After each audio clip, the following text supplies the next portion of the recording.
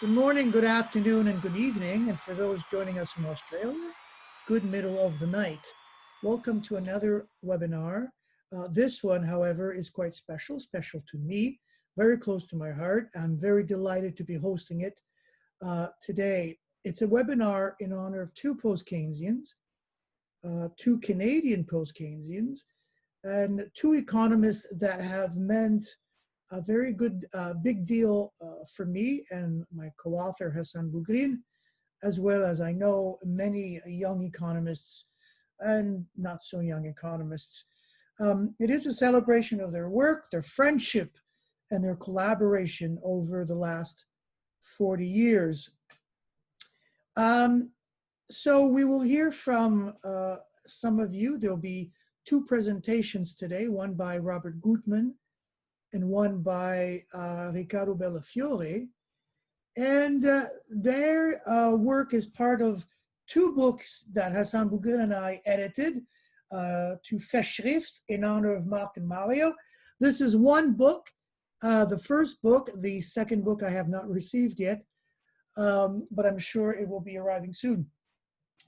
Before we get to the presentations of everyone, I do want to say thank you to everyone for joining us today. I want to thank everyone who has accepted to write a paper for these Festschriften. It was our honor to edit them. It was a pleasure to do so. And I also want to thank our two guests of honor, Marc and Mario,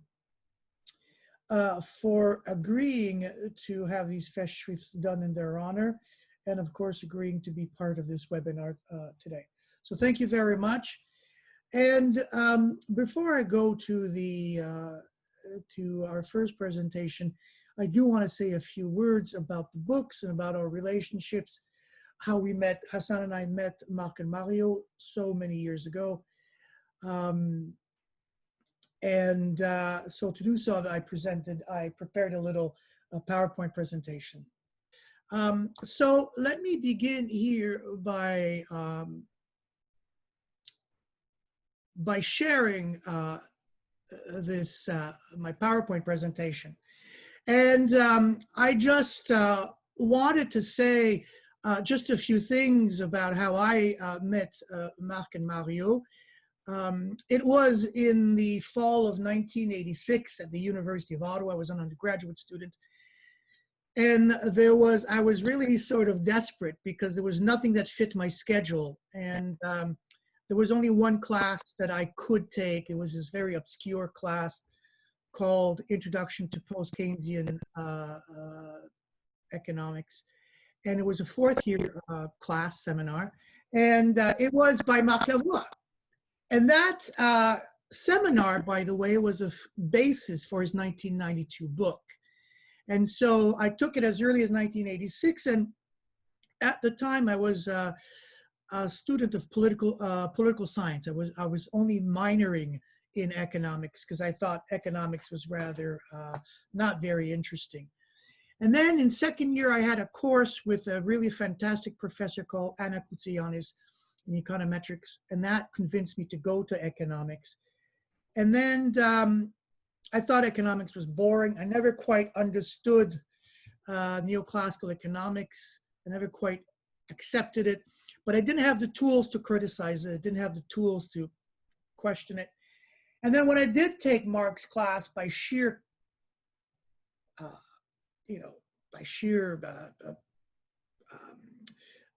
for having nothing else to take, I found all the answers that I wanted to about the criticism of neoclassical, and finally about what an alternative was and why it made sense and everything. And so for me, that was quite a very telling course. And then the following year, of course, I took a class with Mario Seccareccia, and that's when I met, of course, Alain Parguez. And so for me, as they say, the rest is history. But it was really sort of out of desperation that I ended up being a student of Marx and Mario.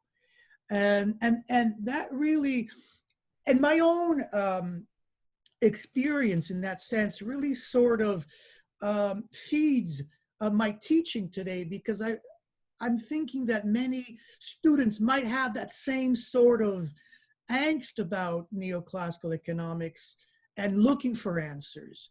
So I always keep that in mind. And every year I do have confirmation and affirmation of that, because students come to me and say, you know, what you teach about post-Keynesian economics is really quite interesting.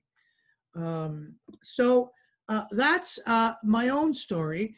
And maybe Hassan can say a few things about how he met Mario and Marc. Hassan? You have to unmute yourself, Hassan. Yes. There you go. Yes. Just like Louis-Philippe, I met Mario and Marc in the early 80s. I joined the PhD program at the University of Ottawa in 1984. Prior to that, I was educated into the Marxist tradition.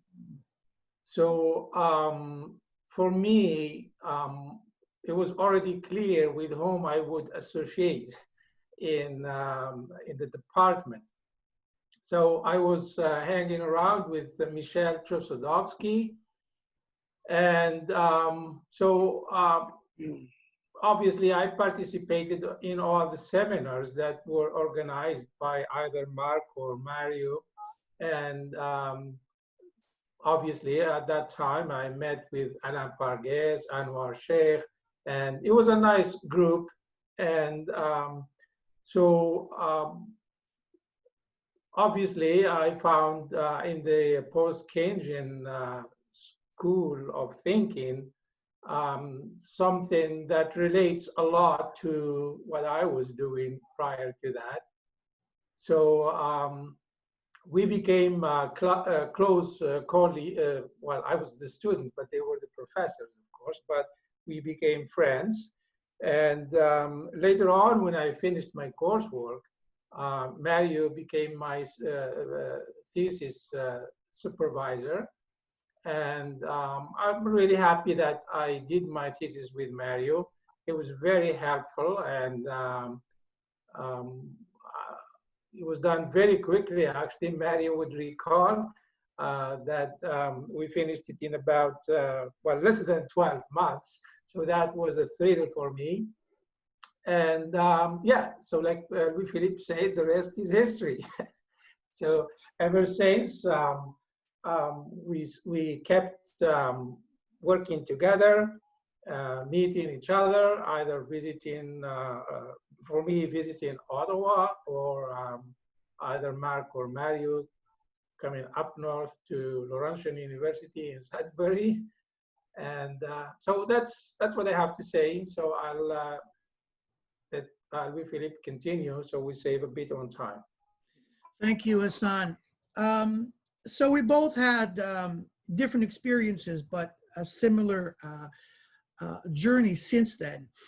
And so how we got to be editing these two books, you know, I first approached Mario, I don't know how long ago, 2.5 years ago, something like that, to edit the book, a Festschrift for Marc. And Mario agreed, of course. And so I approached Marc about it. And Marc said that he would prefer if the Festschrift was in honor of both himself and Mario, rather than just Marc, in order to, you know, emphasize their long collaboration over close to 36 years. If my math is right, is that it? And no, 41 years, I'm sorry. And so that's how it came upon. And I told Mario that he was out as editor, but the good news is that the book was going to be in honor of both of them. And so that's how it started. And I was thinking that, well, Hassan came immediately to mind because I knew, of course, that he had been a student of Mario more in particular, and I had been more of a student of Marc. So it was interesting that both of us, having had them as supervisors, were end up editing those two books. And so I'm not going to say a lot about their views. I think they're known for one thing, but our two guests, Robert Gutman and Ricardo Bellafiore, will have more to say.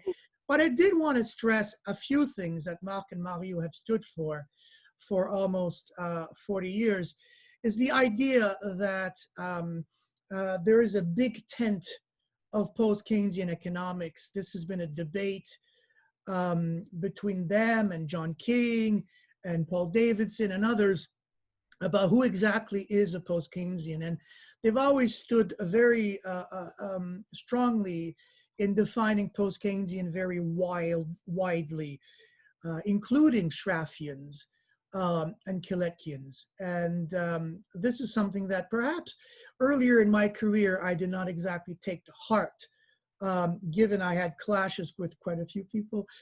But later on in my career, I certainly have realized this. And of course, endogenous money from a revolutionary perspective.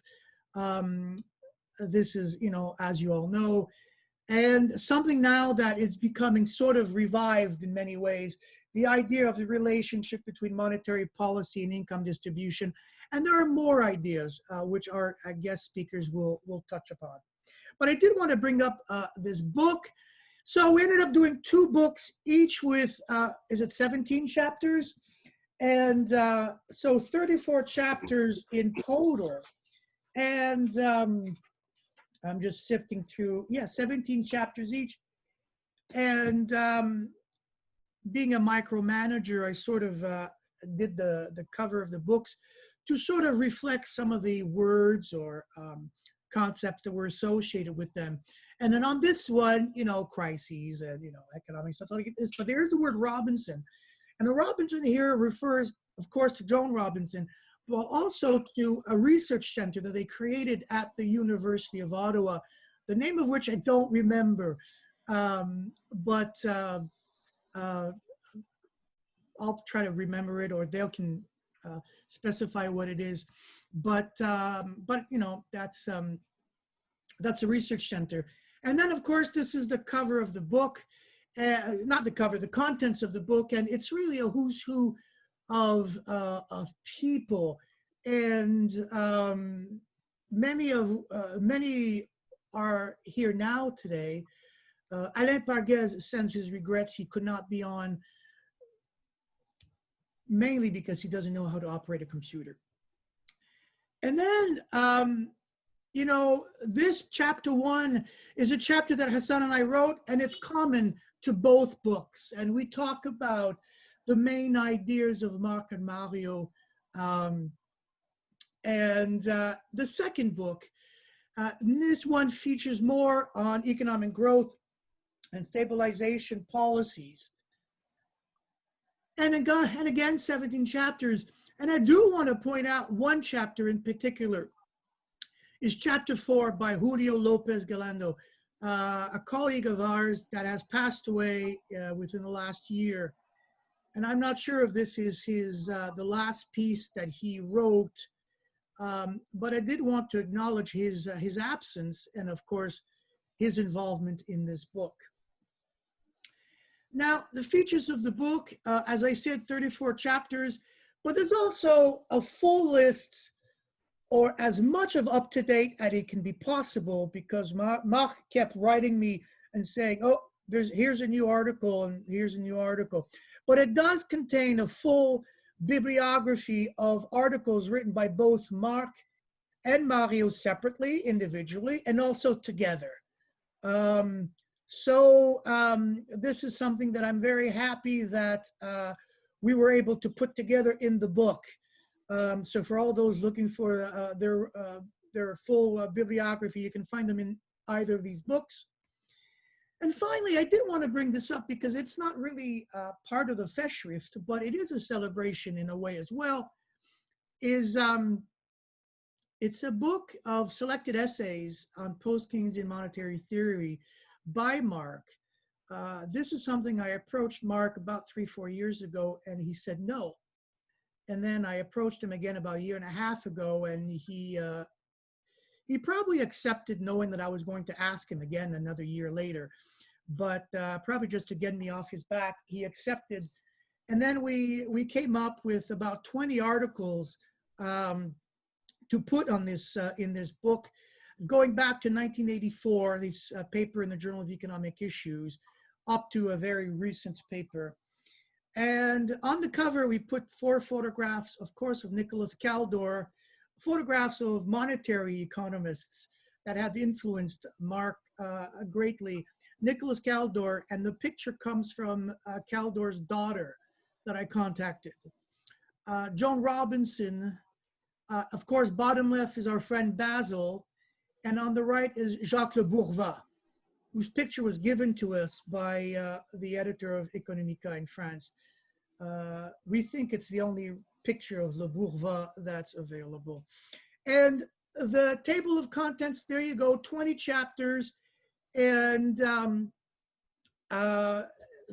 you know, some of these are, all of them are just great. And I've read them all through my own career. And I didn't want to just touch base on 2 papers in particular. One was published in the Scottish Journal of Political Economy. I'm sure you know it all. In 1986, it was on horizontalism and structuralism. And for me, I reread it recently, and it's a paper that still survives very well today. Some 35 years later, it still stands up very well. And the second paper, you know, it's a paper in a book called Money in Motion.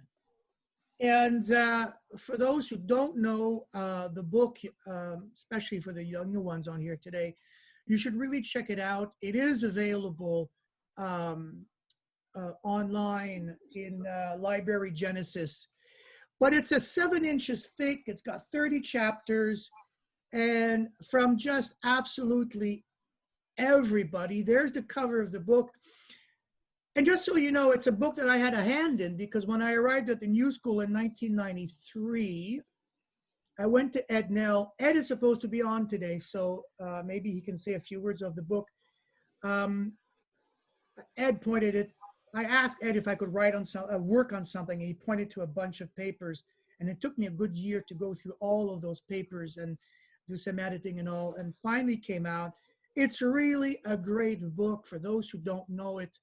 It contains probably what I think is, so the book is about bringing together post-Keynesian and circuit theorists together. And Ricardo Fiore, I think you've got a paper in that book as well.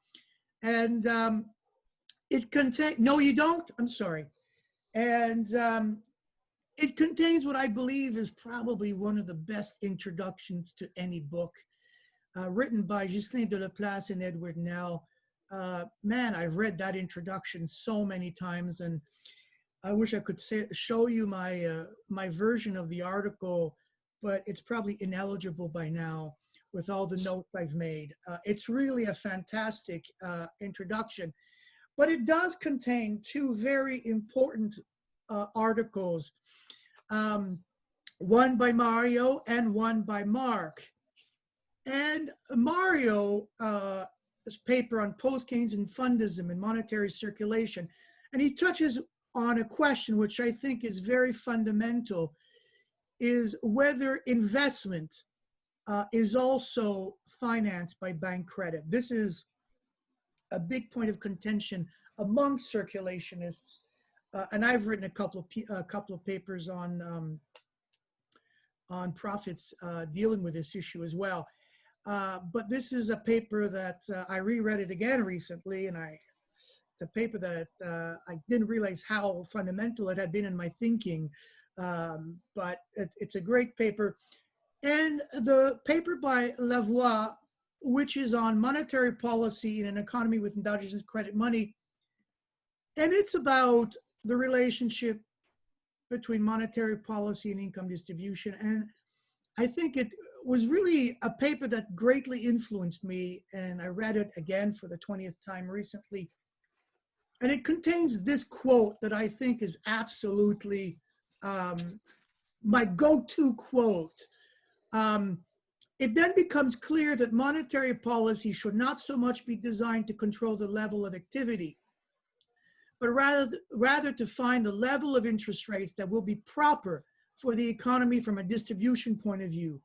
The aim of such a policy should be to minimize conflict over the income shares in the hope of simultaneously keeping inflation low and activity high. And this was, you know, the quote that really got me on my journey with these post-Keynesian interest rate rules. And funny enough, I was on the phone with Mario yesterday, and you know, we were talking about this for a paper that we're writing, precisely this. So there you go. This is my quick presentation of the books. Hassan and I really both want to thank everyone that has contributed to this book, to these books. It was a long process, but we got them done. And again, thank you very much for agreeing to be in these books. It really meant the world to us. So with no further ado, I'm going to introduce you to our next speaker. He wrote a good article for the book on, it's the article I wish I had written for the book, to be honest. It's an article that I was in the process of writing for the book. I don't have a chapter in the book, except the introduction. And largely it's because of Robert Gutmann, because he essentially wrote the chapter I wanted to write, but he was much better at it than I was, and I decided to recuse myself and to give him the room for it. So he will present his chapter today in honor of Marc and Mario. Robert, if you could unmute yourself and share your presentation. Yes. Right. So, thank you. Before I actually go into trying to summarize what I was writing in the article, which is sort of the building blocks of an alternative vision on money, credit, and interest that both Mario and Marc provided us with, I'll just briefly want to mention also my own personal engagement with those two giants. I mean, Mario, I've known both of them for the last 40 years or so. Mario, I would meet on various occasions, panels, engagements. We shared some friends. Last time I saw him was actually last July 2019, when we celebrated in Lille at the AFEP meeting the retirement of Marc. And Mario was supposed to be a surprise visitor. That gets me back to Marc. Marc, yeah, I've also known Marc. Marc I saw actually for the first time in 1982 when I was a professor at Rutgers with Eichner, Kregel, and Davidson. I was, of course, very much younger than they were. Marc came, and then we had lunch with Eichner and Johann Depré, who was a doctoral student at the time there. And Eichner looked at us and said, "You're the next generation of post-Keynesian economists. You better make the most of that." And then, you know, I was, of course, getting curious of who was this Marc Lavoie. From then on, I followed him. And fate would bring us together in a very odd way in 2016 when he came to Paris 13. I had been a professor there for a little while. And I was, of course, thrilled to have him come for a 3-year contract, basically sort of soft landing his career in a very nice setting.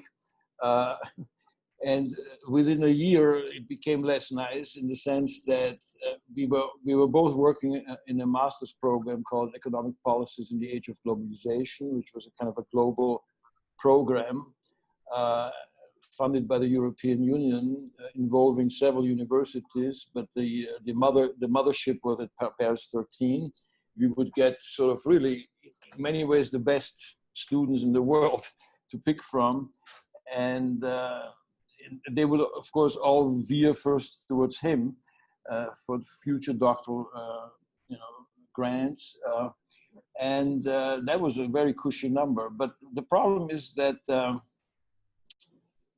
suddenly Marc was obliged to take over that master administratively.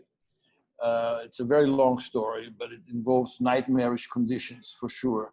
And this was probably the last thing in the world that he wanted to do, because it involved fighting with the university for resources. It involved basically grouping together 3 different masters under one umbrella. It involved dealing with 5 universities administratively. It involved bringing into cohesion students who would come from Uruguay and Uzbekistan, to just pick an arbitrary letter of U. And it was a program that had just been rejected for renewal by the European Union. And so to take it over and trying to save it was an incredible job, right? And I mean, you need to also kind of understand that Marc has never ever done anything like that. Right? And so he was plunged into this against his will, under a lot of pressure, and he survived the program. And in the process, I could see a lot of the personal qualities that this very quiet, reserved man actually brings to bear every day he gets up, which includes tenacious negotiation, inclusion, and also sort of devolution and democracy. I mean, it wasn't just that he did a great job, it was how he did it, right? Under incredibly difficult conditions, and never losing sight of what he wanted to do, and also always in a hurricane of nastiness and administrative hurdles, he would find a kind of a way through the labyrinth without ever losing his cool. So I fell in love with the man in a way that I would never expect to, because he saved the program, and you know, the program now is renewed. And he passed it on in a very good condition. Right? So to the extent that I could help him with that, it made my time in Paris also quite unforgettable. But what I really want to highlight more is the contribution that these 2 economists gave us and have given us and will continue hopefully to give us. Right? I mean, it's unique in a way that they are friends, right? But also individually great economists that have worked in parallel. They were thrown together early on in their life cycle in 1979 at the University of Ottawa. I don't know whether you know Ottawa, but that's not the thriving center of the world. But in some ways, the more marginal places are more viciously neoclassical than the ones that feel more sure of themselves. So they were always isolated, and that kind of, I think, bonded them together in a very special way. Ironically, they would then step clearly beyond the province of Ottawa and become globally known characters and economists, leading heterodox economists of our generation, each building an international network on his own and gaining deservedly a global reputation. They did so because they did incredibly good work across a very large range of topics. And in that sense gave us, you know, it's not a coincidence that we have 34 chapters in 2 books when we make a fast shift of those 2 together. They developed post-Keynesian economics like very few in their generation. And they did so in a very interesting melange of qualities that they each had uniquely and distinctly on their own, which was that they were both interested very much in the history of economic thought. And they also were interested in thinking through how to level the method, I mean, how to methodologically master the bridges between micro level and macro level analysis. And they also, in the process, had great interest in institutions in the broadest sense of the word. And that's a very potent mix.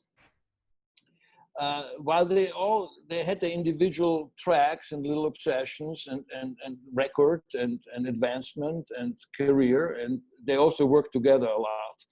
And both in their own discussions with each other, that would be informal cooperation, but mostly also in crucial collaborations, either the two of them together or in a broader setting of groups. And so all this together managed to give us a full picture.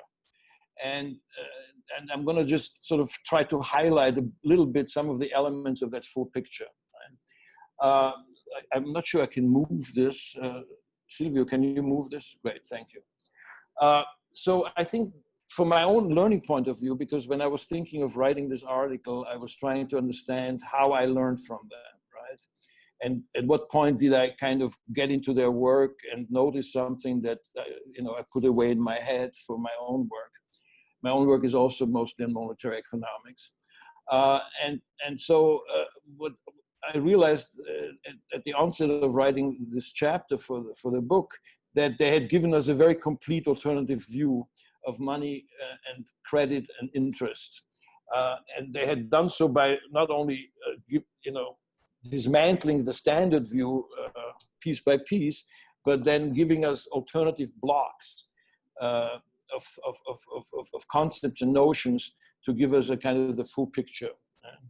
And so we all know that there is this standard view of money and its place, right? Which is separated from the rest of the economy. So that implies a separation between a real sphere and a normal sphere. There's an idea of the neutrality of money by Hayek, where it's obvious that money only affects certain variables in the long run that are nominal variables. It's an exogenous stock variable in that sense. So it's measured as a stock, and the stock is presumed under control of the central bank. There's a stable demand for money.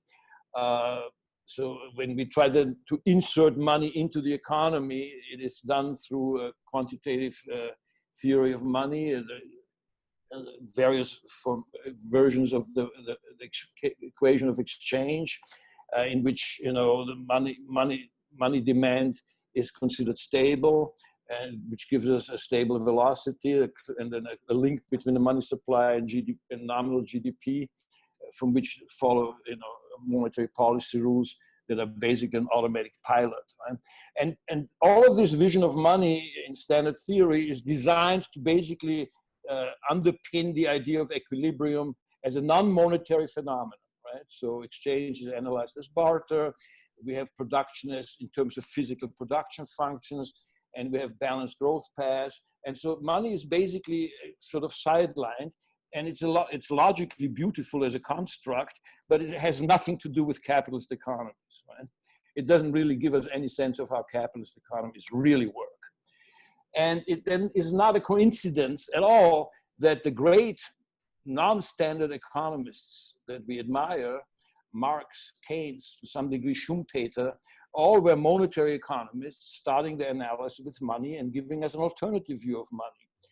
And the great achievement, in my view, of Mario and Marc is that in this generation, their generation, they made their contribution as monetary economists, foremost monetary economists. Right? And so we have in their work an alternative. And so I call them alternative building blocks, and ultimately you can put them together in a way like Lego pieces if you want to. So foremost is the building block number one, which is to thoroughly understand money as an endogenous flow variable, not as an exogenous stock variable. And this is encapsulated in the notion of credit money. And when you have credit money, it is money. The issue of money is an act of credit extension through banks, and this leads us then to understand the crucial role of banks and bank behavior. The second idea, obviously they're all related to each other, and they're kind of just different versions of the same vision, which is money as an endogenous flow variable, is the non-neutrality of money. And the non-neutrality of money is actually a very complex phenomenon. Rather than money being evacuated from the economy, because the money, I mean, we're basically living in a cash flow economy. Money has an incredibly important role in both micro and macro level behavior of the economy. And so there's various ways of thinking through what it means to say in a monetary production economy that money is non-neutral, right? And there's definitely a macro dimension as well as a distributional dimension to that. The third causality, and that's important when you start modeling things, has to do with the fact that in an endogenous flow variable, the causality is the exact reverse from what it is claimed to be in standard theory. The causality runs from loans to deposits to reserves rather than from reserves to deposits to loans. And this ultimately obliges you to do away with how standard theory thought of interest rates. In standard theory interest rates, the key economist is Knut Wicksell, and so we have a Wicksellian framework that Keynes was struggling with. And so, you know, when you look at Keynes's 5 books of money, they all, you know, somehow deal with the Wickelsian framework that he inherited. But at the essence of the Wickelian framework is a sort of a loanable theory of funds, and interest rates to being a market as a market price being derived from that loanable theory. And both Mario early on and Marc reject that. And so they have a very different view of interest rates. And this different view of interest rates, which is it's a policy variable in that sense, the quote that Louis-Philippe gave us just on the 16th slide is very useful, because that's at the essence of how both Mario and Marc think of interest rates. And from that develops a very, very, very deep interest in monetary policy, which both have, right? To go to the next slide, the second beauty of both Mario and Marc is that they're really not sectarian. They're far too interested in the history of economic thought, and they're far too intellectually curious, right? And they also have a very serious humanistic interest in making us think better, right? And so one of their great qualities is that they are opinionated, of course, and they're very critical. They criticize practically everybody, including themselves, but they are not sectarian, right? And so they get involved in the great debates within post-Keynesian thinking, right? I myself have been much more shaped by Marxism and also by regulation theory. So I'm of course, in my life, I've been post-Keynesian to the extent that I worked first at the University of Greenwich doing my doctorate there, which was then Thames Polytechnic, and my boss was Philip Orestes. And then I went to Rutgers, and I had to deal with Davidson, Kriegel, and Eichner at the same time. And then ultimately, well, I'm still at Hofstra, which is a kind of left-wing department, but has all kinds of people. I went through Paris, and Paris has its own post-Keynesian, but also regulationist as well as Marxist pillars, right? So I've had a lot of exposure with post-Keynesian economics through that. But I'm not a post-Keynesian in that strict sense, and but I've never had any tensions with neither Mario nor Marc about my own work, and they've known my work quite well. So they're marvelously curious and non-sectarian, and this gets also crystallized in their ability to then contribute meaningfully to very important debates within heterodox economic thinking, right? And we still, when we talk about endogenous money, we still have this debate between horizontalists and structuralists. And I think more than ever, given the fact that we have these crises, and that we, starting in 2008-9, and then now, where we have to we transform monetary policy, we will see what are the limits to central bank intervention, and what are the limits, inherent constraints and tensions within the banking system. And so while one could argue in some way that Marc would be more of a horizontalist, he's very mindful of the limits of central bank accommodation, and also focusing very clearly on the modalities of that accommodation and how that institutionally works, right? I think their perhaps most interesting contribution that's probably more work of Mario on some, no, but there's a division of labor between Mario and Marc. There is their work on monetary circuits, right? First of all, there's different strands. They both have been intimately involved with the strands, and they both read French and Italian, and so they're quite clearly aware of the historic origins of circuitist approaches.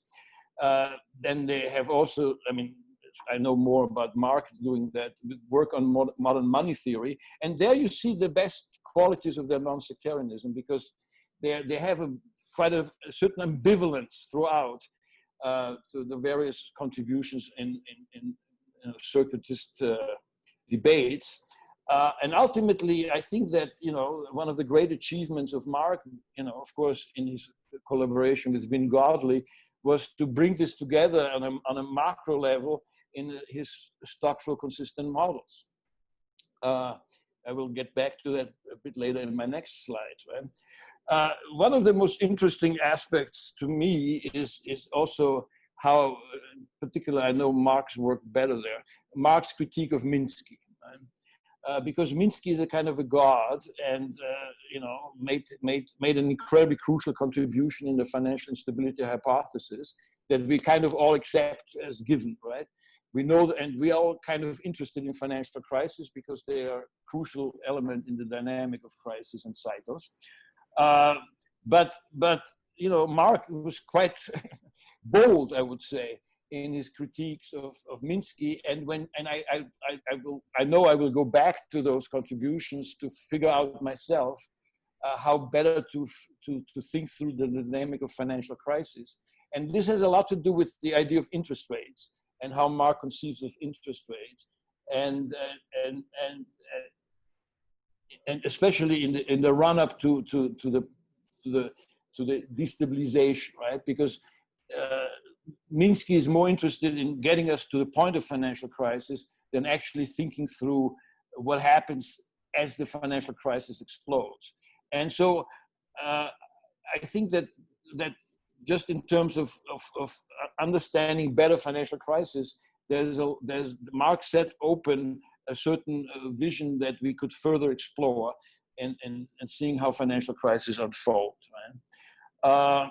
And he's done a lot of work on the Eurozone crisis for a reason that I will again refer to in the next and final slide. Can I get to the next slide? Yes.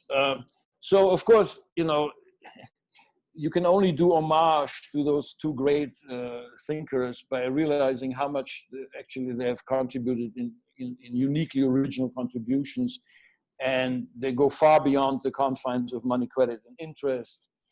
I'm fascinated by the work Mario did on employment, full employment, unemployment, underemployment.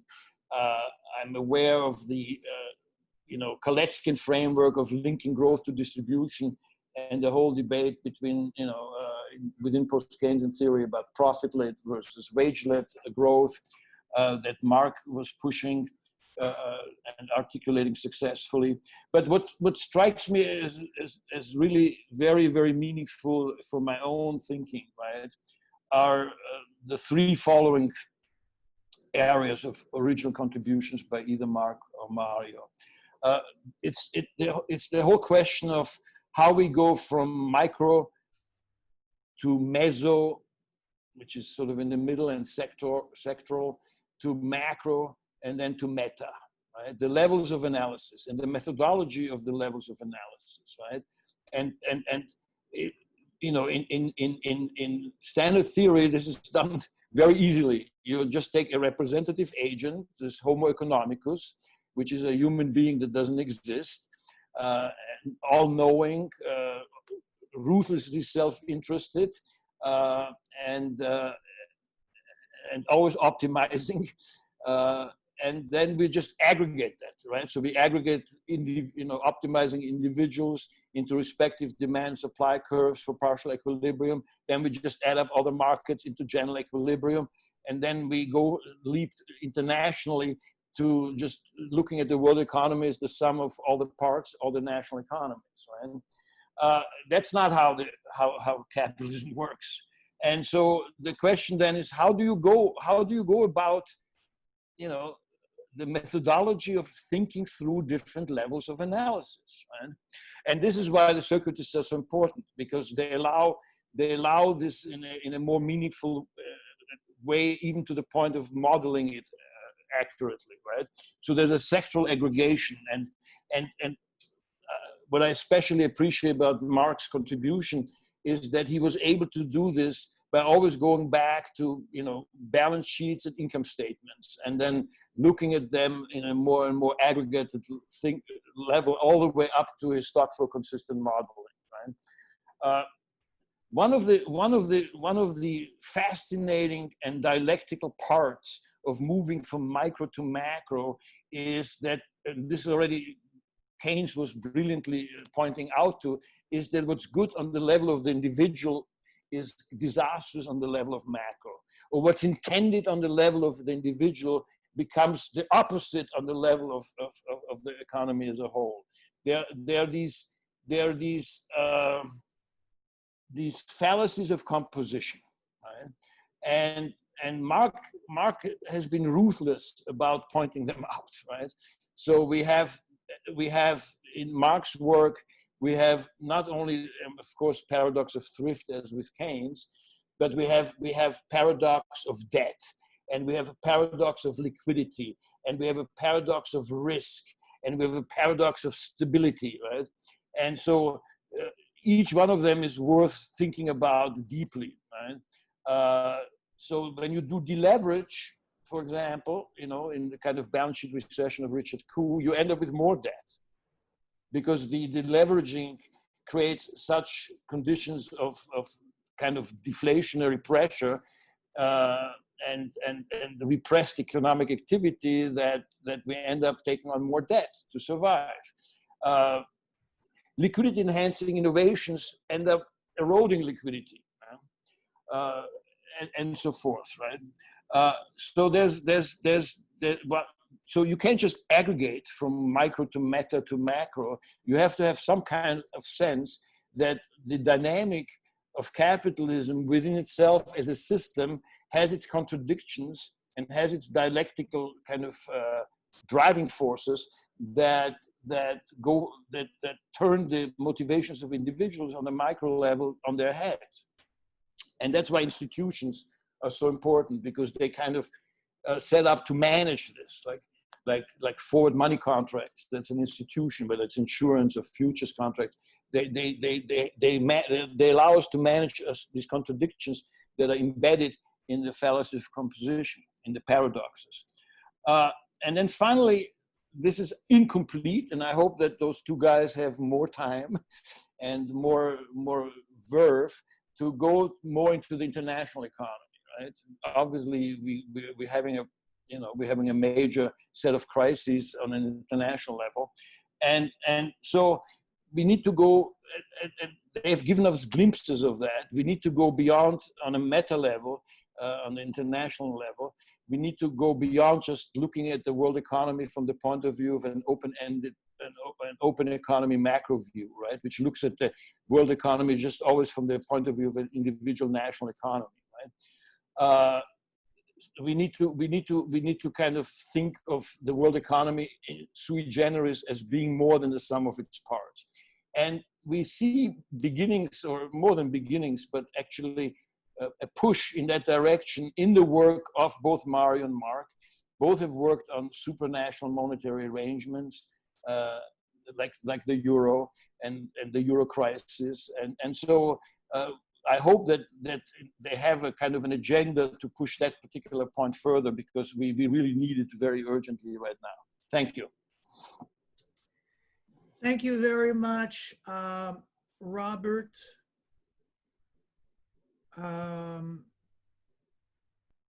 Thank you very much, Robert. A very good, like I said, presentation. Very good chapter contribution to the book. I did want to touch two things that you said really quickly. The stock flow consistency. I'm not surprised that this was a topic that was pioneered by Marc, because I always saw the stock flow consistent approach as being sort of modelization of the monetary circuit. The idea that things have to go places and sequence in the flow of, so I always saw it as an extension of the circuit, and in that sense, I'm not surprised. The other thing I wanted to touch on, and this is my segue into introducing our next speaker, you mentioned Minsky. When I was in Italy last year in Bergamo, Ricardo Fiore told me the story about how much trouble he got in for having invited Marc and Mario at the conference on Minsky, because they wrote that paper on the missing macroeconomic link, which apparently created quite a stir at the conference. It was supposed to be a conference in honor of Minsky, and they came criticizing Minsky. And so maybe Ricardo can tell us the story. So there you go, our next speaker, Ricardo Fiore from Bergamo. He's going to be speaking about his chapter in this book, which is a nice little chapter, a short chapter called Two Stories, is that it? Two Easy Pieces. Two Okay? easy pieces. Ricardo, if you want to unmute yourself, and I'll find you on here, and okay. I am old, and when I was young in 1970, there was a famous movie by Bob Rafelson, Five Easy Pieces. So it came to my mind when I wanted to propose to you a chapter which was a collection of two very short articles on some problems in the circuit theory. About this story you recalled, say that they went into much trouble, maybe excessive. The point is that they think that to honor somebody is also to consider possible weaknesses. So that's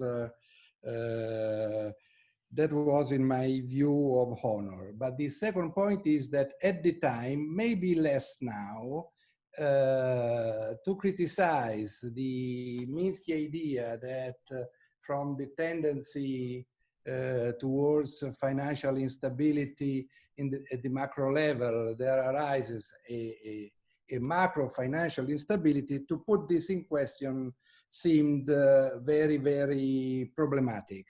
I must say that almost all the young people in the post-Keynesian and circuitist tradition that came to study with me were convinced that they had to propose a solution to the financial instability hypothesis, conundrum, and I'm very doubtful, and they have to provide a solution to the problem of the monetization of the profits or the monetization of the interest. I must confess that for reasons that I will very, very quickly say probably later on, I am convinced that they are non-problem. And to create some confusion in the audience, I would say that my attitude towards the financial instability hypothesis is the same than relatively to Marx's falling rate of profit tendency. I think that the tendency is essential, but in fact, the counter tendencies are almost always more important. You can understand the counter tendencies also if you begin a reasoning from the tendency, but you know, I think that in Minsky as well as in Marx there is a wider perspective that helps to understand the discourse. To speak after Robert Gutman is very difficult because his chapter that I was lucky to read a few days ago and his presentation are really, really perfect, you know, and he in a sense is able to look at the whole of the production of Marc and Mario. Marc and Mario, from my point of view, are a confirmation of a methodological perspective on truth by a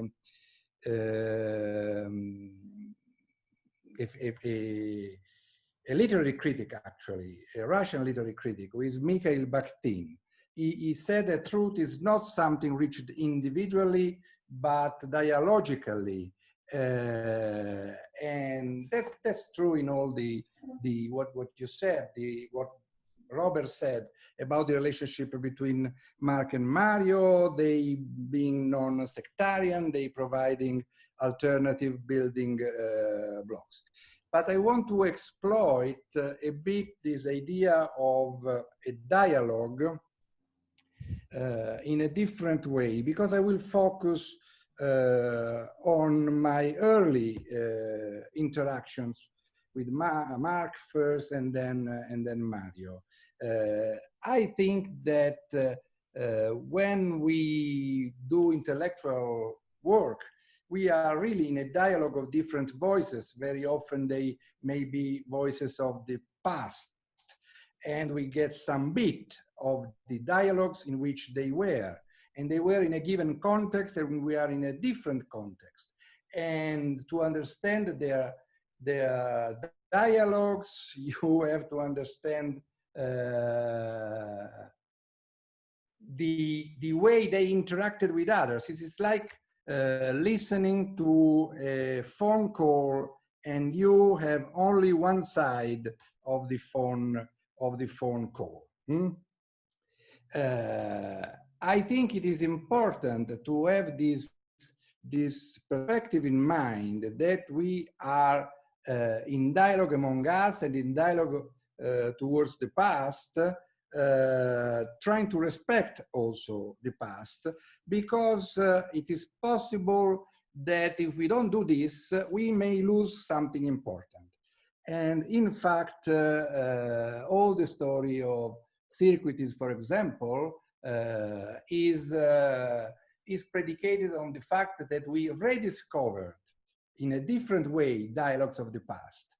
Marx, Keynes, Schumpeter, but other authors as well, Wicksell, Robertson, were not exactly those that we were accustomed to think they were.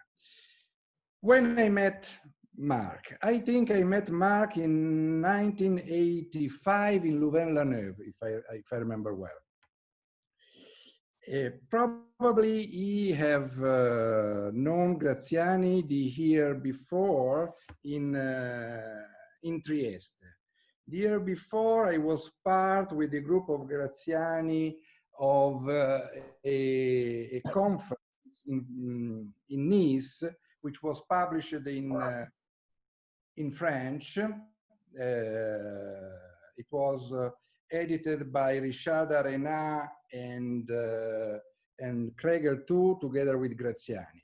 Now, I came in contact with Graziani in the late 70s and came into his seminar about monetary theory in 81. It lasted 4 or 5 years, 81, 80, 85.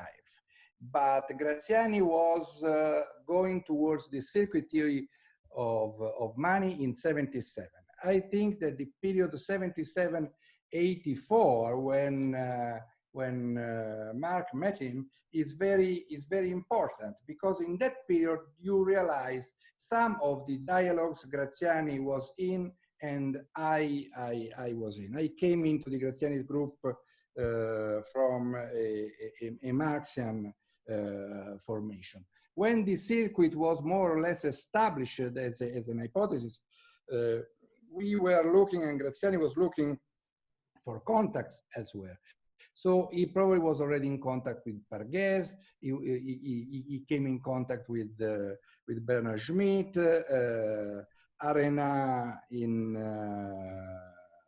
Nice, and others.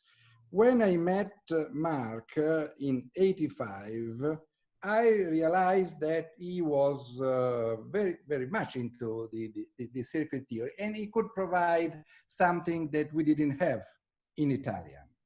I was in a journal called Metamorphosis, and I asked Marc to write a survey of the circuit theory. He wrote the survey in French, of course, but I think I can claim that the original idea was the survey for the Italian audience, and Marc, in the same year in which it was published in Italian, 87, I think he published it in Monet Production in French, the journal by Alain Parguez. I think it is a pity that that survey was not published in English. And in fact, in this story, in my story, there is a lot of interaction with the French literature of those years, which is actually lost. So the connection with Marc began through Graziani and through the circuitism, including Parguez and partially Schmidt. The contact with Mario was also through the circuit. I was asked to write a few entries for an encyclopedia of political economy by Phil O'Hara. Two were on Schumpeter, and they went in without any problem.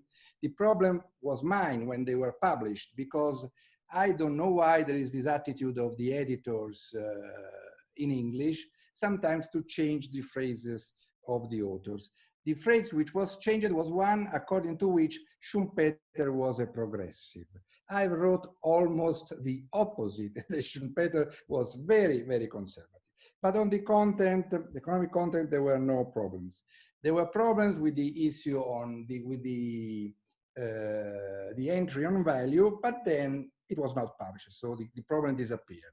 There was a short entry on the monetary circuit, and I was lucky enough to have Mario as the referee. And his refereeing comments were quite useful. So useful that they went into the discussion of the different perspective that I had in my view of Graziani's circuit and his view, partially Pargesian, partially original, of the circuit. So when I was going to finish the entry, I thought that it was sensible that the entry was published together under both signatures, because part of it was trying to say, look, in the circuit theory, the monetary circuit theory, there are different avenues. I have to add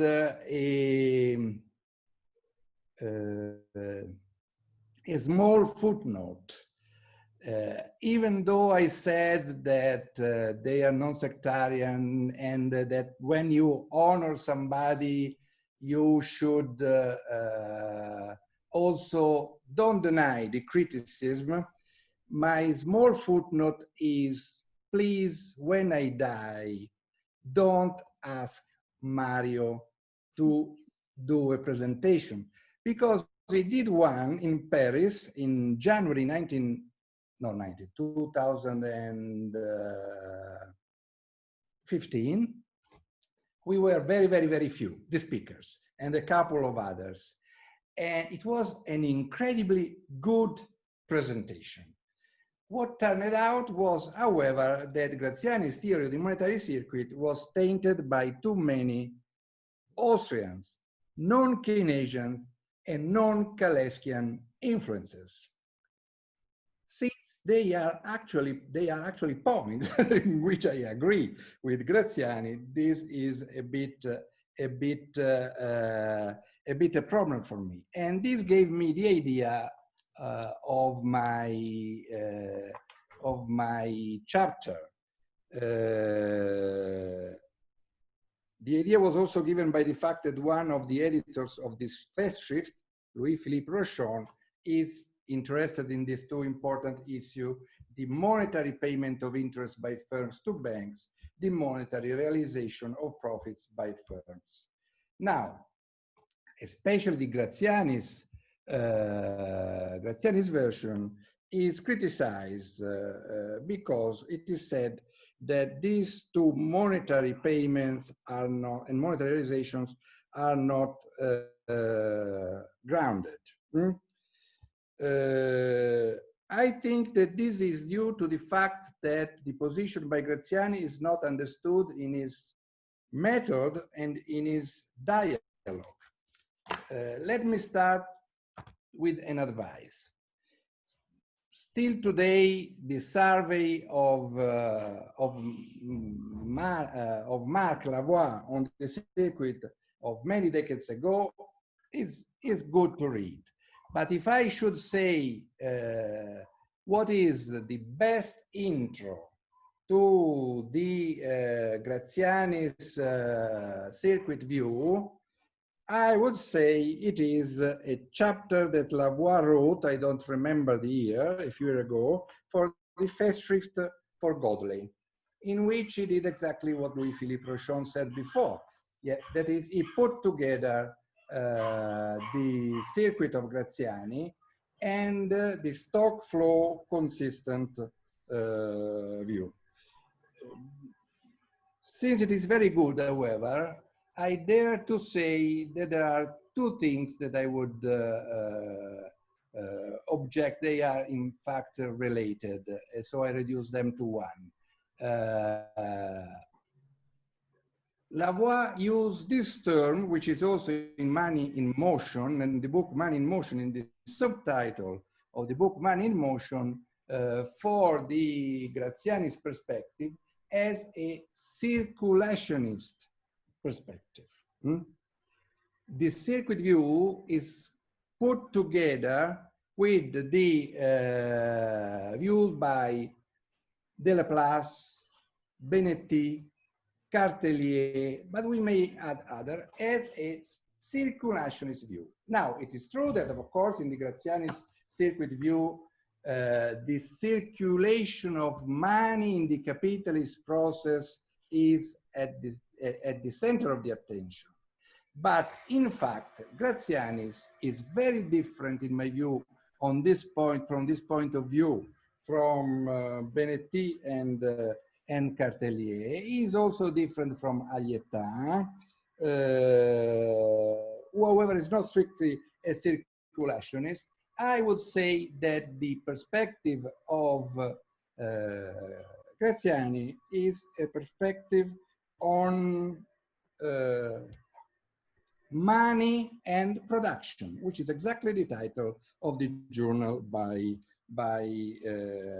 Parghese. And in fact, in the paper by Marc, he very much stressed the opening of the circuit, the money, creation of money, and the closure of the circuit, the money destruction phase. But Graziani always gave a sort of causal view of what happened in between. Now, what is money for Graziani? This is an important point also to understand the widening differences with the other circuitism, maybe including the one on Parghese. The term circuit comes to Graziani from the German Kreislauf. It was used by many authors, including Schumpeter, but it was used, of course, by Marx. And more or less clearly, Graziani looks at the capitalist process and at money from a strictly capitalist perspective. His perspective is not a normative perspective. Now, the circuitism à la Parghese has become more and more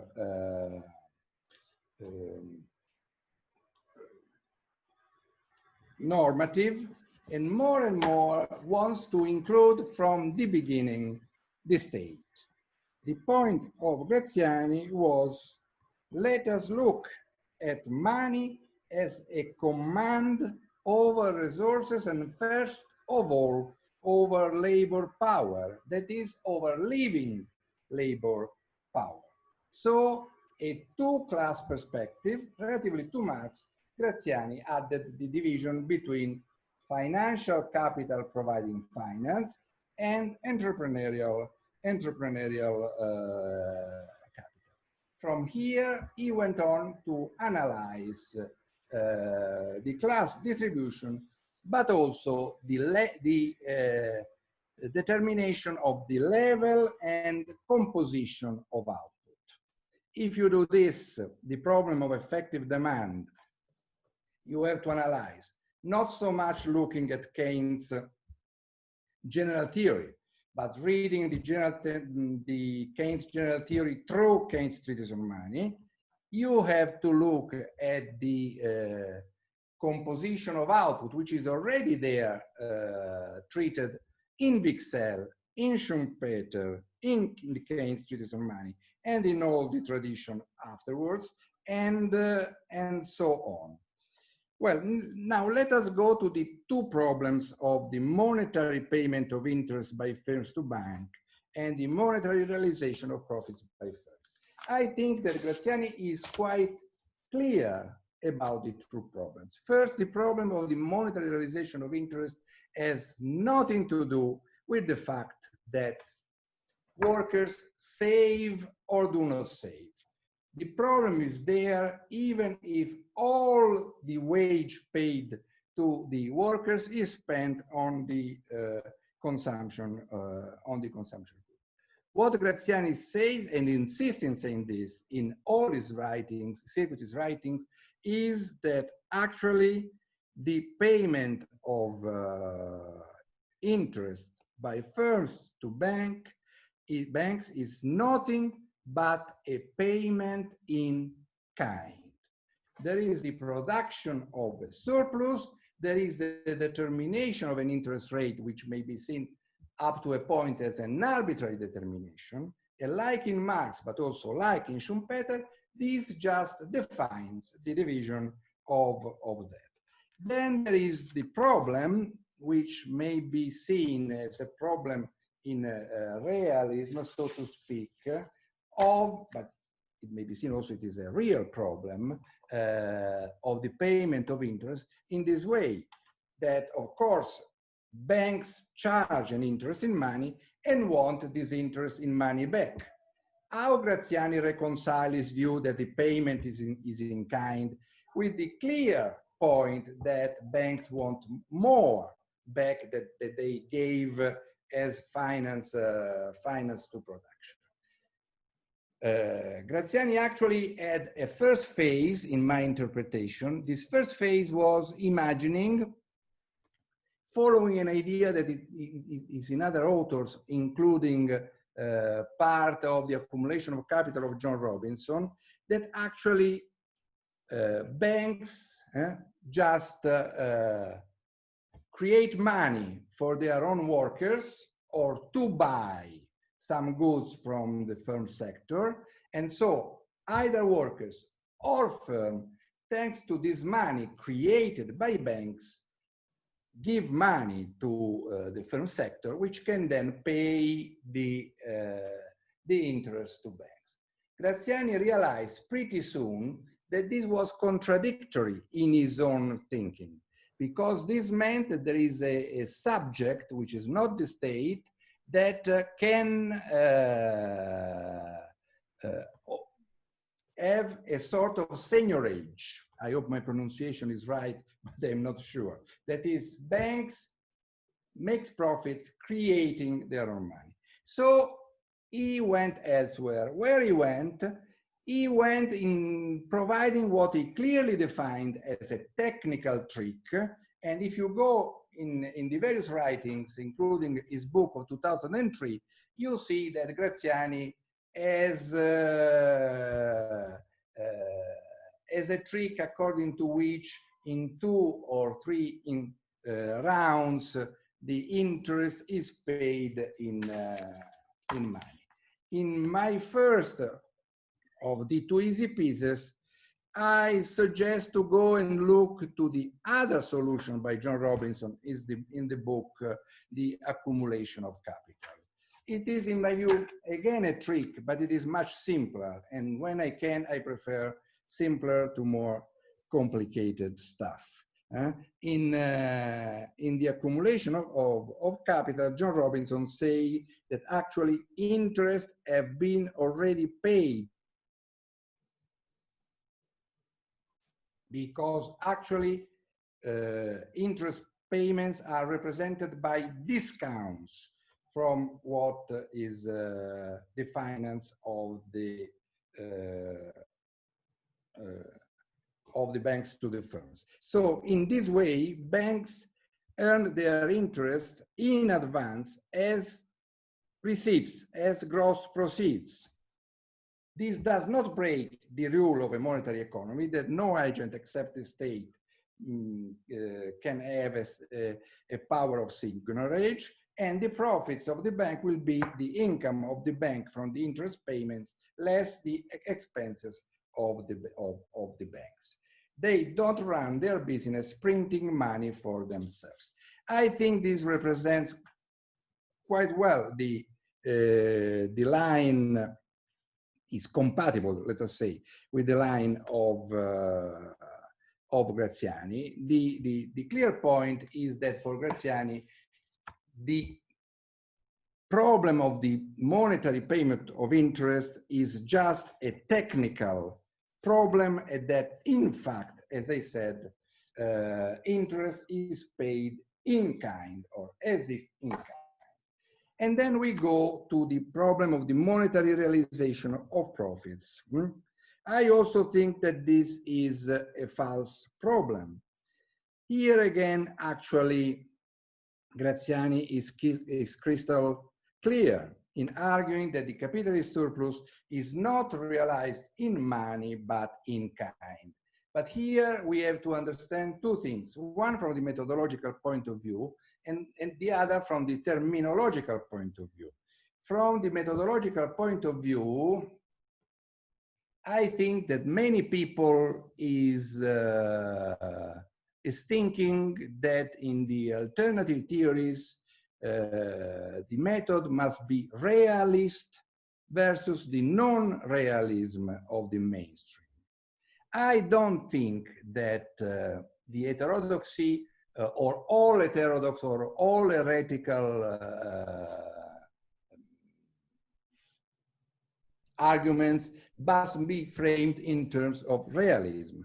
Marx was not, and I think that here again Graziani was following Marx. He begins like in the first book of Capital, without the state, not because he thinks that a capitalist economy can live without the state, but because he wants to analyze the relationship between labor and capital, and in the case of Graziani, show how this is a monetary economy, first of all. And it is through finance, finance to production.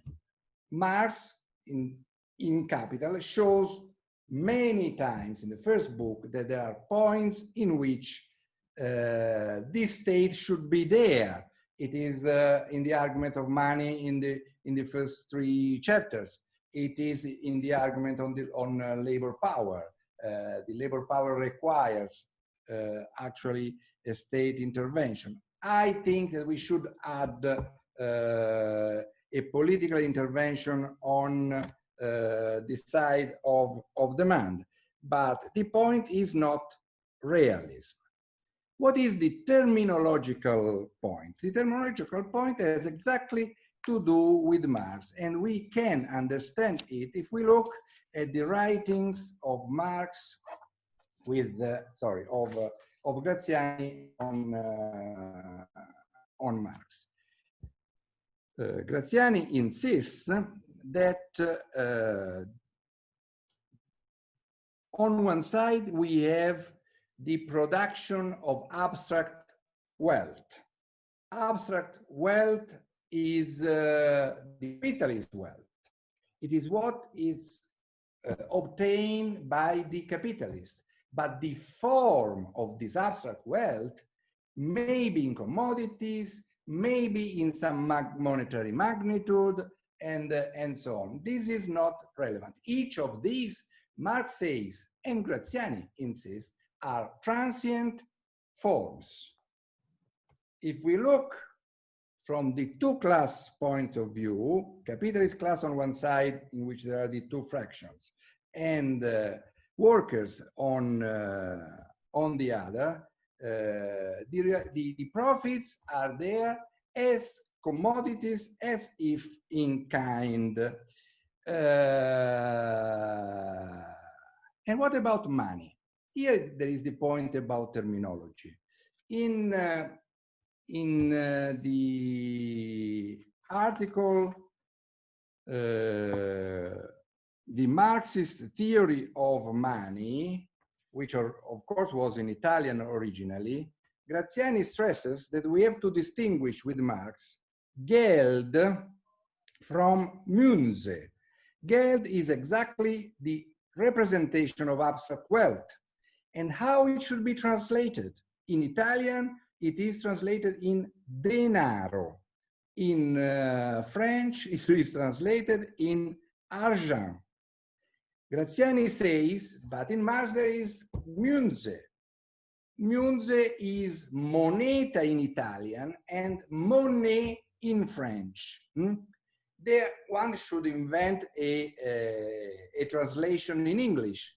Once the translation probably was coins. I would prefer currency because it is less connected with a specific monetary system. So Graziani is saying, look, capitalists are not interested in getting just an increasing pile of wealth in monetary forms.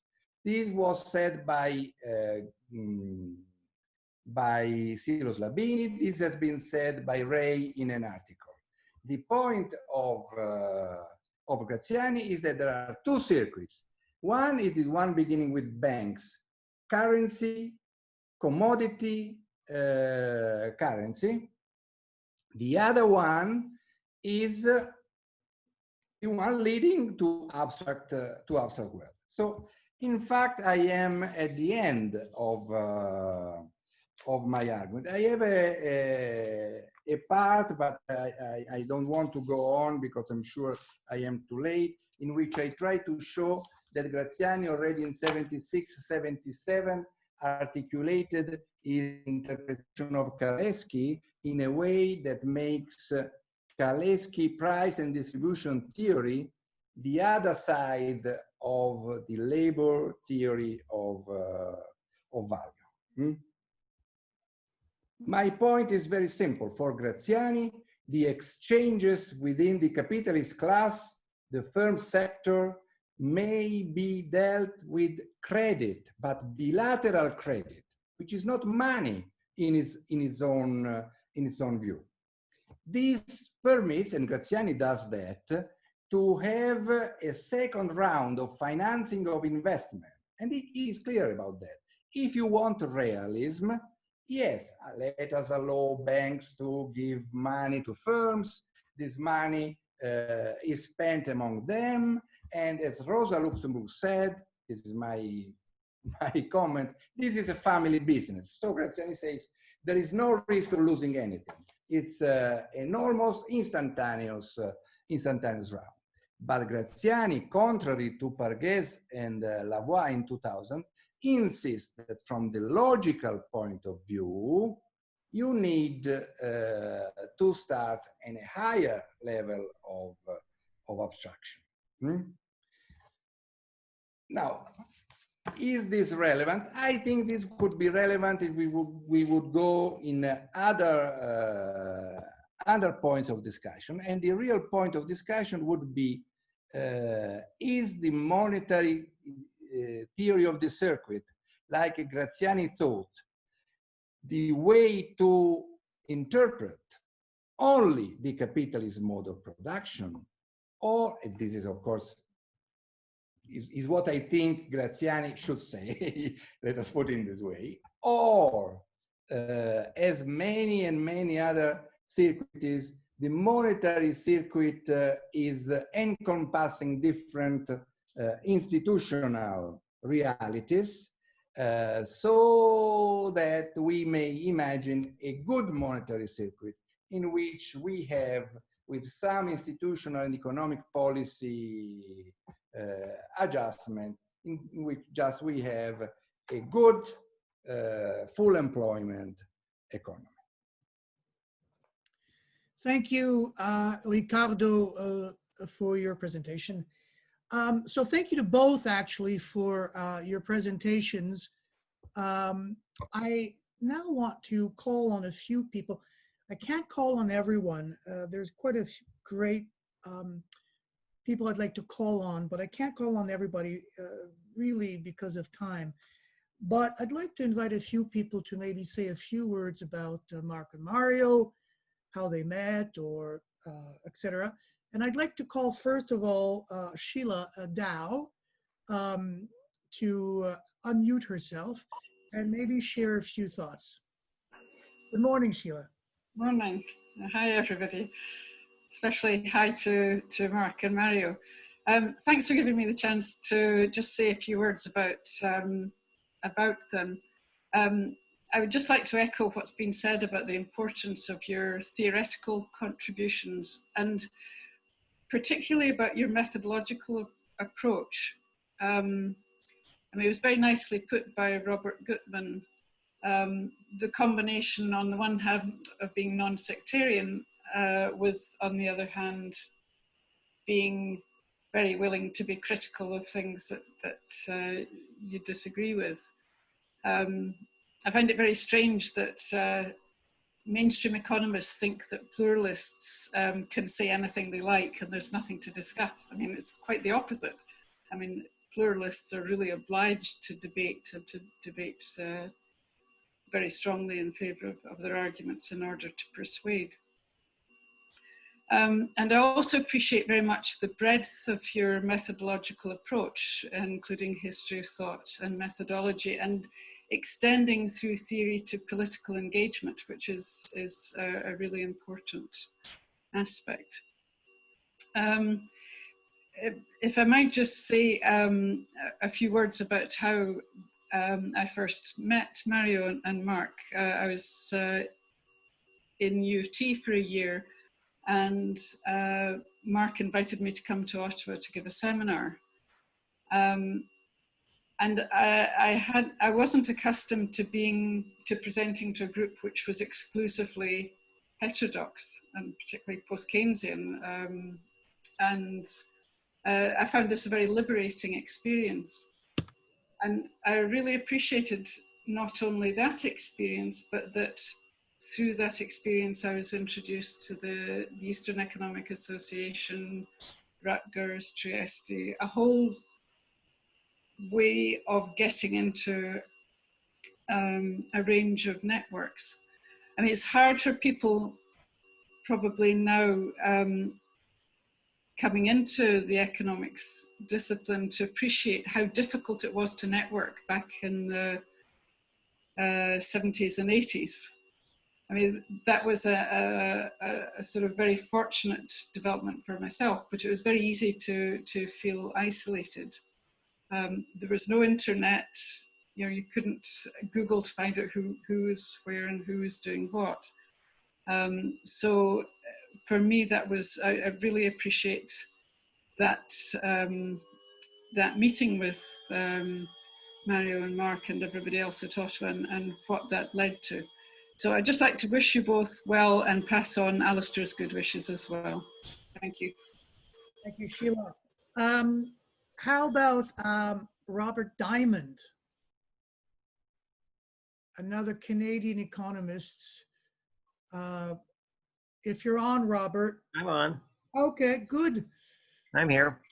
Good, I'm going to try to fit you on the list. Go ahead. Well, I would like to salute the great contributions that Marc and Mario have made to economics. I've known them and known their work for 35 years now, having first met them in Ottawa, which at the time was, I thought, not quite as far beyond the fringes of civilization as we have heard earlier today. I was at not at the University of Ottawa, but at Carleton University until 1987. Carleton and the University of Ottawa nominally had a joint doctoral program, though the two departments had not much connection, except that there was at Carleton someone I would like to mention as important in the tradition of post-Keynesian economics in Canada, and that's Tom Rines, T.K. Rines, the editor of Keynes's lectures on the monetary theory of production, who held a number of workshops on money and banking in the economy, largely from a very Keynesian and post-Keynesian perspective. And it's through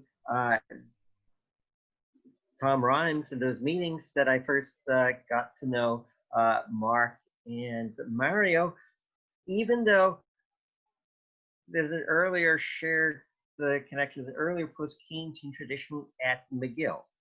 But as an undergraduate at McGill, you know, I was taking courses from this notable post-Keynesian economists such as Tom Asimakopoulos, Jack Weldon, Robin Rowley. I didn't have much contact with graduate students there, such as Mario, for example. So it's in Ottawa that I met them through the Rines connection, and I'm delighted that they have done so much to continue the Keynesian and post-Keynesian tradition in Canada that has earlier roots with Tom Rines and Tom Asimakopoulos and Jack Weldon and Robin Rowley. Though this is a fest trip celebrating what they have contributed, this should not be taken as being the end of their contributions and the final summing up of the career. I look forward to seeing much more from them in future years. So congratulations again on your careers and contributions. Thank you, Robert. I want to go. I'm going to put Edward Nell on the spot, but only because, you know, I remember at a conference at the New School when I was a student, and I had organized it. I think I had a hand in it. And Ed was supposed to, at the end of the day, give this presentation that was going to summarize everything. But Ed, I kept seeing Ed sort of like falling asleep during the presentations. And I said, oh my God, this is going to be a disaster. I don't know how he did it, but Ed pulled out one of the best speeches I've ever seen out of his hat. So I know, putting him on the spot now, I know that he'll have something to say. You have to unmute yourself, Ed.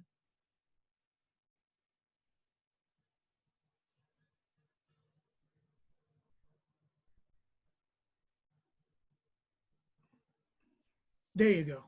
Ah, good. Can you hear me now? Yes. Okay. Well, thank you. I had to log on quite late, so I missed the discussion, which is very unfortunate. But I am delighted to congratulate Mario and Marc.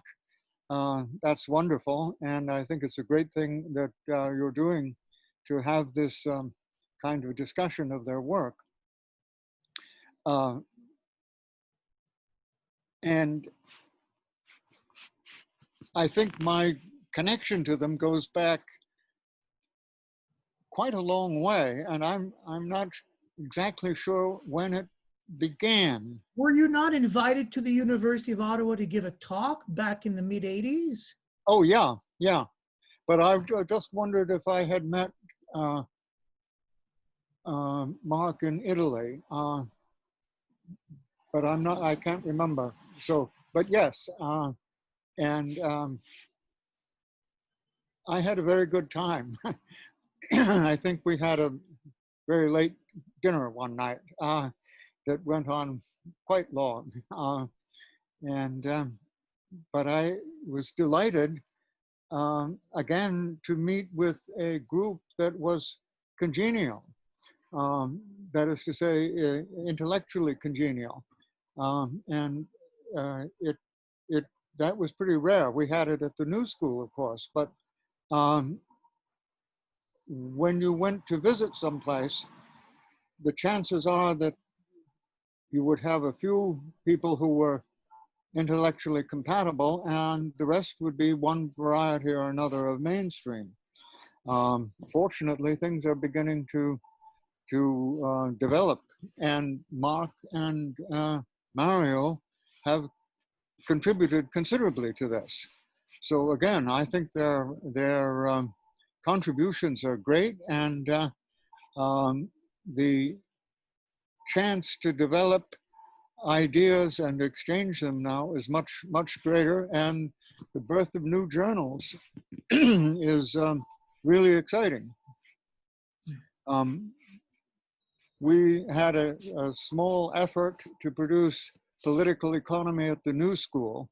I think we had 2 issues, and we couldn't get funding. So I think you guys have done a great job on this. Let me let other people speak. Thank you, Ed. I want to call Elena Correa from Mexico to say a few words. Hello, Elena. Hey, just a few words. Thank you, Louis-Philippe. Thank you, everybody. Well, I just want to say that when I met Mario and Marc, I met Mario in Paris in 2008, in a very late, I see, because you knew him many years ago. I met him in a conference organized by Alain Pargues, but it was precisely because Alain that we, Mario and I, have some contacts by email since 1999, when I invite to Alain for write a paper for a journal in Mexico that called Comercio Exterior, in which I was the editor, the guest editor, for a special celebration of the journal that celebrated 50 years to review the economic thought. I knew, but really I knew about Marc and Mario contributions since the early of the 90s, looking for, in that time, for a recent and solid reference about credit and money. I'm very grateful because I finally met both, and especially its contributions are very close right now to me, because I discover a very strong ties between 3 of us. When I discovered that that both Mario and Marc have a research state at the ISMEA, when I was there after the crisis of '82. I learned a lot about the contribution of the French authors, but in the 90s especially, from Marc and Mario. And I'm very grateful to share my professional life with both. Thank you. Thank you, Louis-Philippe. Thank you, Eugenia. I'm going to call on one last person, and my apologies to others I promised I would call on, but the time is getting long. I'm just going to invite John Smith in to give the last few words about them, and then I'll turn to Marc and Mario for final words. Well, yeah, thank you very much, Louis-Philippe. Hello to everyone, and particularly to Marc and Mario. Can you hear me? Yes. Yeah, good, good. Yeah, so obviously today we're in the process of honoring two very distinguished members of the economics profession, both professors emeriti at the University of Ottawa, and both with a lifetime of academic accomplishments to their name. Now, contrary to what was said earlier today, to me, actually, Ottawa was the center of civilization, you know, because Marc and Mario were there, because Bob Diamond was there, as he just said, because Tom Rimes was there, and others. I mean, to me, Ottawa was an oasis, you know, of post-Keynesian economics, if I want to put it that way. And I just want to make that. So, as I say, there are two very distinguished members of the profession at the top of their game. But today, I can't help thinking of another conference that took place 35 years ago, when we were all much younger, and was also held in honor of another, you know, famous post-Keynesian economist.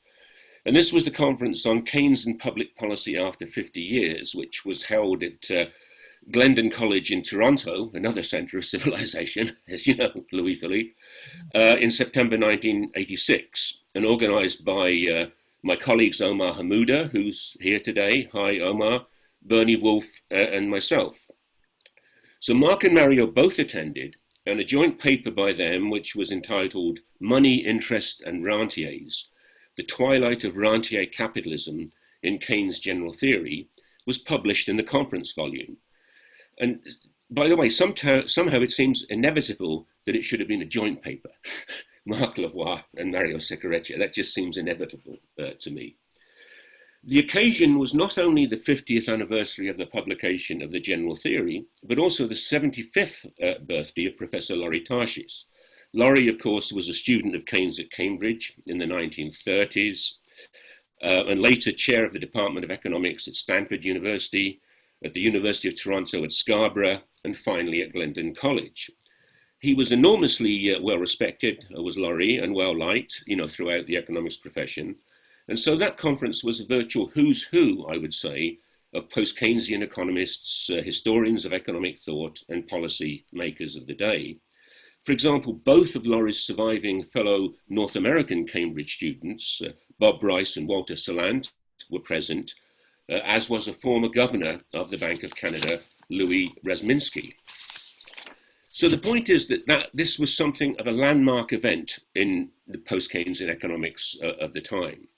If such a thing was even possible, Louis-Philippe, before you came on the scene, to have landmark events in post-Keynesian economics. And by the way, on that conference, know that we're all either in or approaching, or in some cases past our 70s. I have to say that the idea of a 75th birthday, or reminiscing about student days of 50 years ago, and so on, no longer seems that big of a deal to me. I do it every day. So I don't think that the Keynes and Public Policy Conference was the first time that I had met Marc and Mario, but it was the first time that I really became aware of their work and its importance, its fundamental importance. Their paper on rentier capitalism has had a lasting influence on my own work. And as a matter of fact, my most recently published paper in 2020 deals with exactly that issue. So in a sense, I've spent 35 years really trying to respond to that line of inquiry started off by Lavoie and Seccareccia. And therefore, the feeling I had in the midst of that conference, long ago, that was devoted to discussing the past history and accomplishments of post-Keynesian economics, was that it was their work that was pointing the way towards the future. And other people have elaborated on that theme. So some of the other topics that were discussed at that conference and were somewhat different to the standard fare of post-Keynesian economics in the 60s and 70s, with things like endogenous money, circuit theory, the interest rate as a policy instrument, horizontalism, and so forth. And obviously, Marc and Mario have been closely involved in all of these. Basil Moore was also at that conference. And at the time, he was actively engaged in writing horizontalists and verticalists. And, therefore, there was a lot of discussion at the conference about the forthcoming horizontalists and verticalists. Basil contributed a paper on Keynes' treatment of interest. Again, a topic that's come up, many times today. And that was a companion piece in the published work to Marc and Mario's paper. So in retrospect, those two papers, at least from my point of view, were the most significant ones to emerge from that very large conference, certainly in terms of pointing the way towards new directions of research. I know that Bob Diamond is here, so Bob, your paper was good too, but it was history of thought, obviously.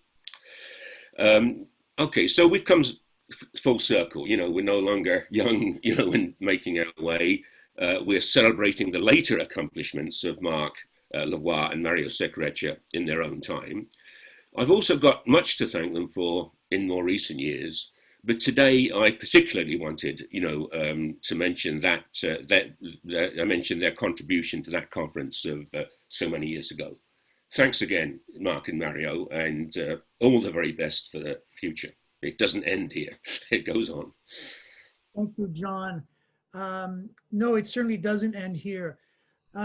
So this brings to an end the webinar. And again, I apologize to those I said I might call on. It's just getting a little bit too late, and I wanted to keep it under 2 hours. But I did want to give Marc and Mario an opportunity to say a few words. I know that Mario specifically requested it. So I'll start with Mario. Mario, if you can unmute yourself. Okay, do you hear me? Yes. Okay, great. Let me just get organized here. First of all, of course, I should say that I truly do not know how to thank you for being present. I mean, all of you for being present on this beautiful summer day here, at least in this time zone and region of the planet, which some may describe as, in fact, I would say a more sane and socially progressive part of the North American continent. As I have told Louis-Philippe and Hassan, I'm not used to all the accolades because, as Marc also knows so well, being a heterodox economist, our normal state has been to remain on guard to defend ourselves against attacks from the fellow mainstream economists. And as you know, the latter have rarely taken our work seriously and have seen what we have put forth over the many years almost as an existential threat to the economics profession, because we question the very core of mainstream theory and have never shied away from a good fight, if you wish. Now, we lived it for some 40 years in our own department, as Hassan and Louis-Philippe recount in their introductory chapter to both volumes. And even since our retirement, Marc and I have continued to, that kind of intellectual struggle, both in the academic arena in terms of conferencing and all that, but also with policymakers of all political stripe here. And we've been going on with this. Now, this is why this event is so exceptional in our lives. And perhaps some of you may have noticed the fact that I'm wearing a tie, which I've only worn when I got married, and I think at my parents' funeral. So it's very rare that you'll see me with that, but I thought it was such an important event that I really had to do something exceptional in terms of saying that to you. Now, to be read and indeed taken seriously by a group of esteemed economists from all over the world is perhaps the greatest gift that one can receive from one's intellectual work. And for this reason, I want to thank, really from the bottom, the very bottom of my heart, all of you who have contributed such wonderful chapters that have highlighted some important ideas which have influenced our own work.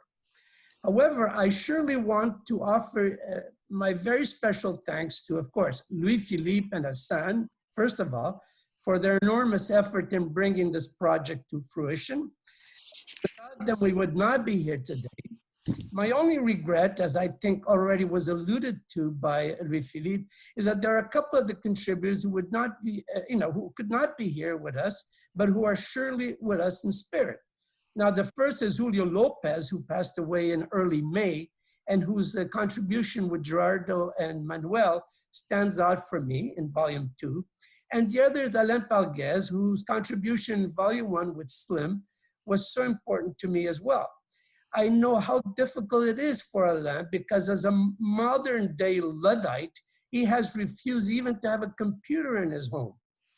I also wish to thank the many other contributors who are just too many for, to mention here, who made such an immense effort to discuss our works over the years and who have sought to link their ideas to ours. Some have even raised some very pointed questions about our work, just as we have, in fact, ourselves done so over the years with others, as Ricardo has reminded us here, especially regarding the works of such esteemed economists like Hyman Minsky and Augusto Graziani. Nevertheless, we know that all of this has been done ultimately to achieve a greater intellectual understanding of the world around us. What really unites us is our desire to explain the real world around us and also our general agreement over policies that can transform it to something that would be for the betterment of humanity. Fundamentally, we believe in human progress, despite the cynicism that many of us may hold about the present world. That perhaps more than anything else is what holds us together as post-Keynesian and heterodox economists.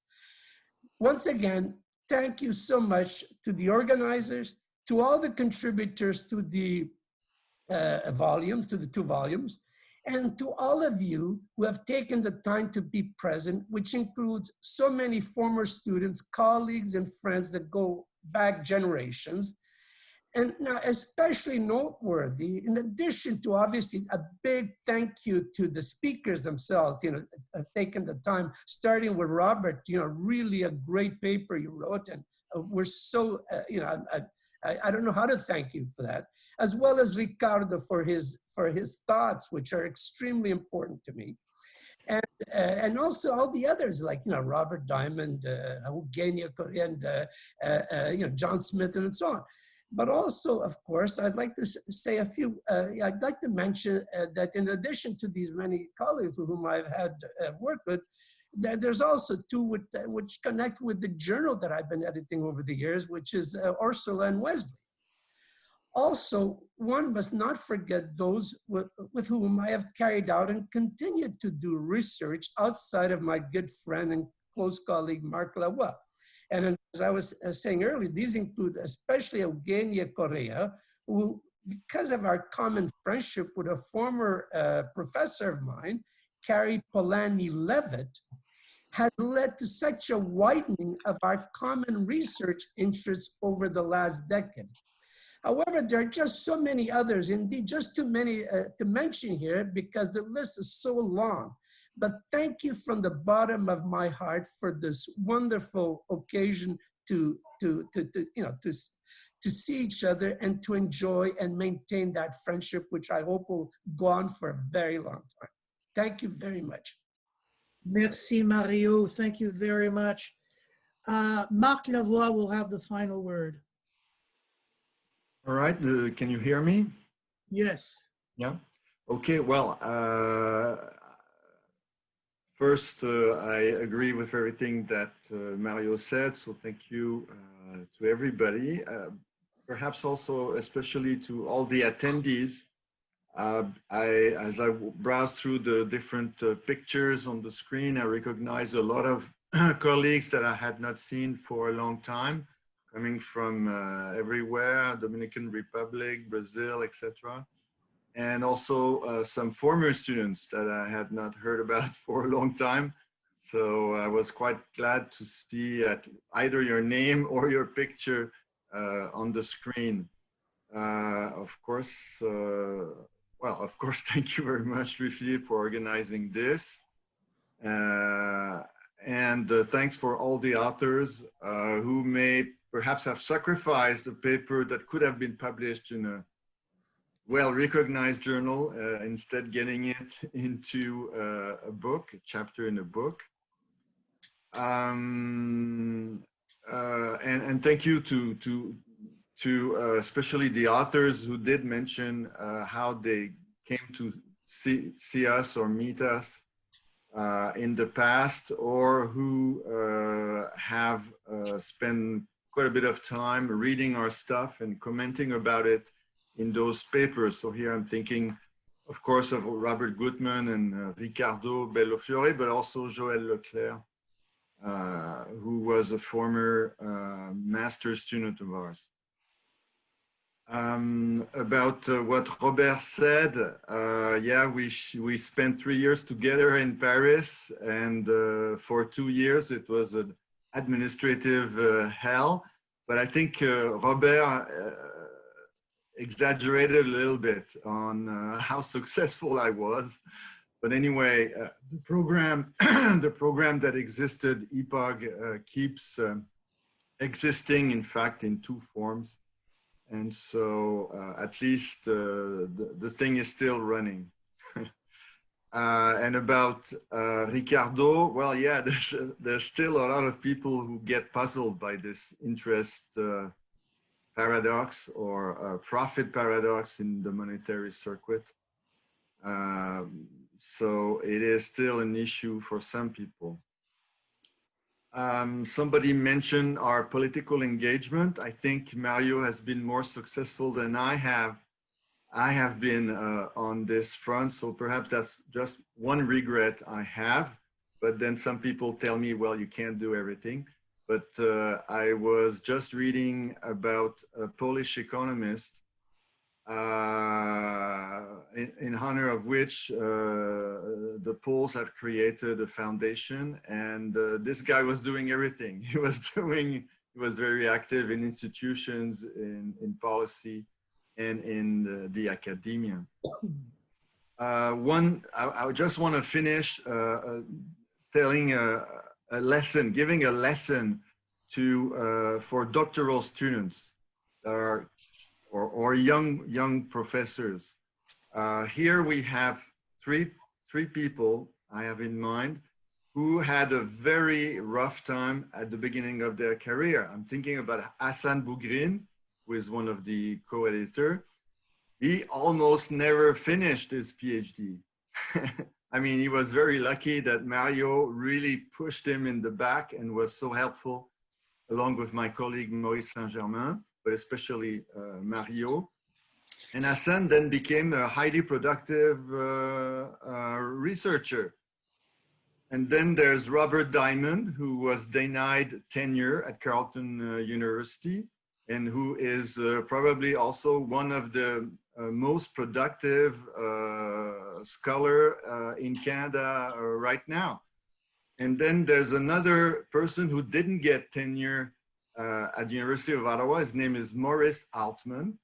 He then got tenure at the University of Saskatchewan, has also become a highly productive scholar, president of various behavioral associations.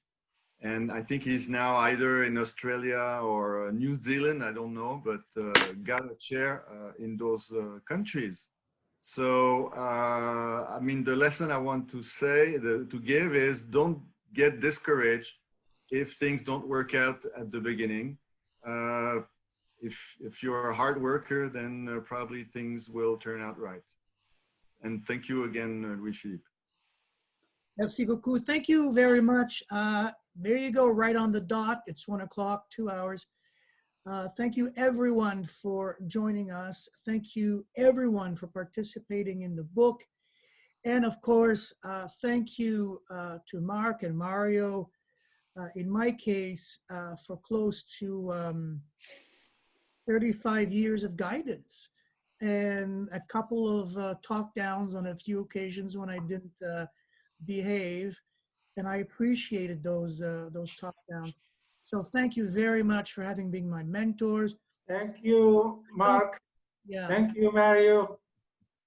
Thank you very much to both of you and to everyone. Take care, everyone. Stay safe during COVID. Thanks, Marc. Thanks, Marc. Thank you, Mario. Thank you. Thank you. Thank you, Marc and Mario. All the best. Thank you. Thank you, Mario. Thank you. Bye-bye. Thank you. Bye-bye now. Bye, everyone. Thank you. Thank you so much. Bye, Thank Mario. you. Thank you very much, Bye, Mark and Joel. Mario. Thank you so much. Non, vous allez où? Oui, oui. Bye bye. Bye, Bye Mario. bye. Bye bye. Princess. I hope to see you. Good to see everyone. Bye bye. Bye bye. Very much.